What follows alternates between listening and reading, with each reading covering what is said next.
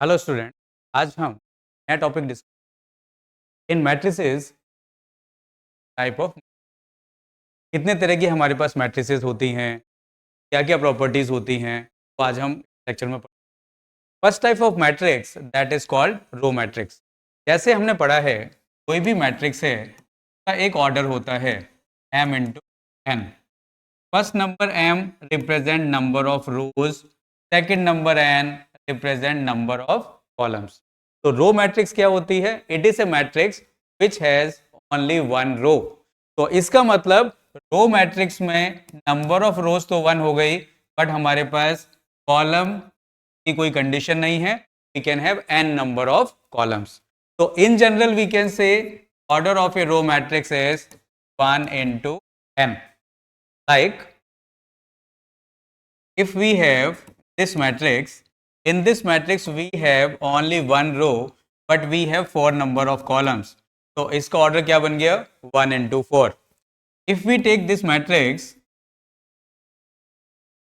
in this matrix it has again only one row but it has 5 number of columns. So order of this matrix is 1 into 5. तो row matrix में रो सिर्फ एक होगी but it can have n number of columns. ये सबको clear है? ठीक, आगे चलते हैं। Next type of matrix we have that is column matrix. जैसे अभी हमने जस्ट डिस्कस किया था, कोई भी मैट्रिक्स है उसका ऑर्डर हम लिखते हैं r into. First number represent करता है number of rows, second number represent करता है number of columns. In column matrix, basically column matrix क्या होती हैं? Column matrix is a matrix which has only one column. It means column matrix can have m number of rows, but column सिर्फ एक ही होगा। So we can say general order of a column matrix is m into 1. It will have only one column, but it can have m number of rows. जैसे हमने एक example लिया, in this case we can say it has 5 rows but it has only one column. तो order क्या बन गया? 5 into 1. Similarly, if we have this is a matrix, अब इसका अगर ऑर्डर देखें तो it is 7 into, इसी तरह से अगर हमने मैट्रिक्स ली 1 2, ऑर्डर क्या बन गया? 100। तो ये सब जो मैट्रिसेस हैं, these are column matrix because all of these matrices have only one column. अब यहां पे एक इंपॉर्टेंट क्वेश्चन आता है। इंपॉर्टेंट क्वेश्चन क्या आता है? Give an example of a matrix which is row matrix as well as column matrix. अब यहां पे हमें दोनों कंडीशन, ये मैट्रिक्स रो मैट्रिक्स भी होनी चाहिए, कॉलम मैट्रिक्स भी होनी चाहिए। रो मैट्रिक्स का मतलब क्या हुआ? It has only one row. Column matrix का मतलब क्या है? It has only one column. तो in short we can say this is a matrix which has only one row and one column. तो ऑर्डर क्या हुआ इसका? 1 into 1. 1 into 1 means it has only one element. अब ये element कुछ है, clear है? आगे चलते हैं। Next type of matrix that is square matrix. अब स्क्वायर मैट्रिक्स क्या होता है? Square matrix is a matrix in which number of rows equal to number of columns. मतलब जितनी रोज होंगी उतने ही कॉलम्स होंगे। अब इसका ऑर्डर 2 भी हो सकता है, इसका ऑर्डर 3/3 भी हो सकता है, इसका ऑर्डर 4/4 भी हो सकता है, और इनफैक्ट इसका ऑर्डर 1/1 है। ये सब बेसिकली किसके एग्जाम्पल हैं? These are the examples of square matrix. जैसे अगर हमने लिखा this matrix has 2 rows and 2 columns, so order of this is 2/2. this is a square matrix. अगर हमने कोई मैट्रिक्स ली, this matrix contains 3 rows and 3 columns, okay, square matrix. तो square matrix क्या होती हैं? इसमें number of rose and number of columns बराबर होंगे। अब नेक्स्ट टाइप ऑफ मैट्रिक्स पे चलते हैं, that is called diagonal matrix. Diagonal matrix, तो यहां पर पहली कंडीशन होती है डायगोनल मैट्रिक्स की, it should be a square matrix. It should be a square matrix. Means number of rows equal to number of columns होने चाहिए, first condition. इसके बाद जैसे अगर हमने एक जनरल मैट्रिक्स लिखी 3x3 की, इट इज A11 1 2 1 3 2 1 2 3 3 1 3 2 3 3। अब इसमें इस एलिमेंट में I इक्वल टू J होता है, उन्हें हम बोलते हैं डायगोनल एलिमेंट। हम क्या बोलते हैं? डायगोनल। अब यहां पर Aij कंडीशन ढंग से सुनना, equal to 0 if I is not equal to J। इसका मतलब डायगोनल एलिमेंट जहां पे I इक्वल टू J होता है उसके अलावा सारे एलिमेंट्स 0 होंगे।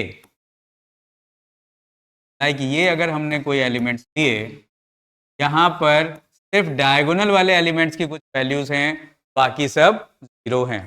सिमिलरली अगर मेरे पास एक एग्जांपल है,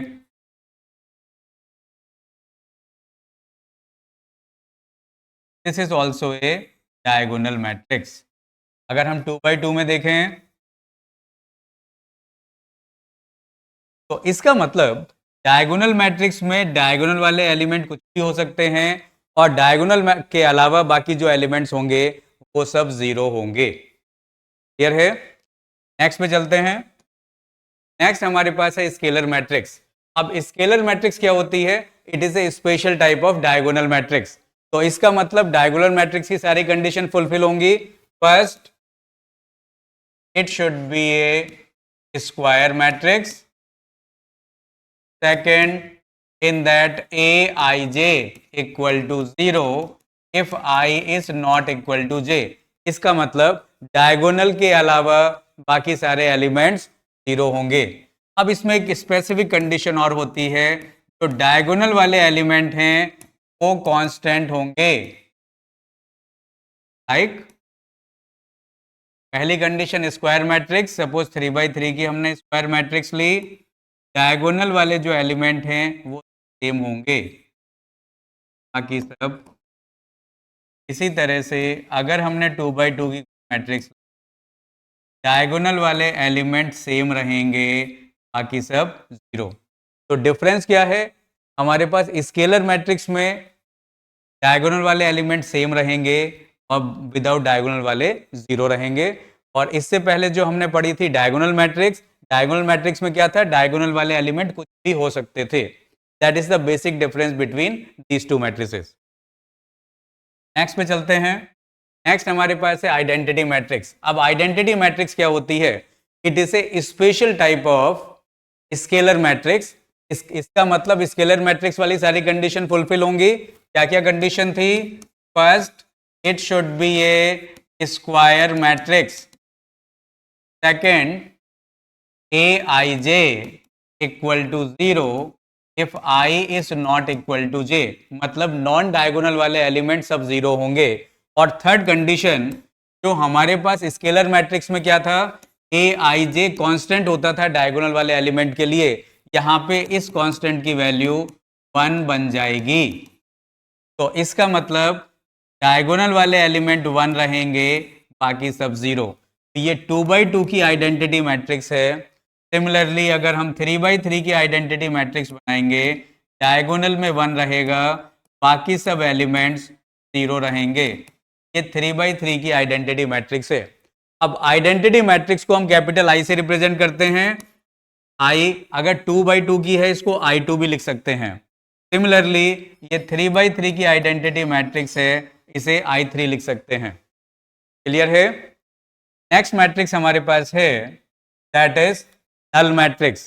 अब देखो नल मैट्रिक्स में हमारे पास क्या कंडीशन होती है? All the element should be 0। Order null matrix का कुछ भी हो सकता है, कोई कंडीशन नहीं है नल मैट्रिक्स की कि क्या ऑर्डर होना चाहिए। It can be square matrix और it can be any other matrix. Row matrix भी हो सकती है, कॉलम मैट्रिक्स भी हो सकती है, रेक्टेंगुलर मैट्रिक्स भी हो सकती है। रेक्टेंगुलर मतलब जिसमें रोज और कॉलम बराबर ना हो। लाइक अगर मैंने एक एग्जांपल लिया, ये मेरे पास 2x2 की एक नल मैट्रिक्स है। अगर मैंने ये लिया, ये मेरे पास एक 2x3 की नल मैट्रिक्स है। सिमिलरली ये हमारे पास एक 3/3 की नल मैट्रिक्स है। नल मैट्रिक्स को हम रिप्रेजेंट करते हैं कैपिटल ओ से। ध्यान रखना ये ओ है, जीरो नहीं है। क्लियर है? तो ये हमारे पास टाइप ऑफ मैट्रिसेस थी। आज इतना ही पढ़ते हैं। नेक्स्ट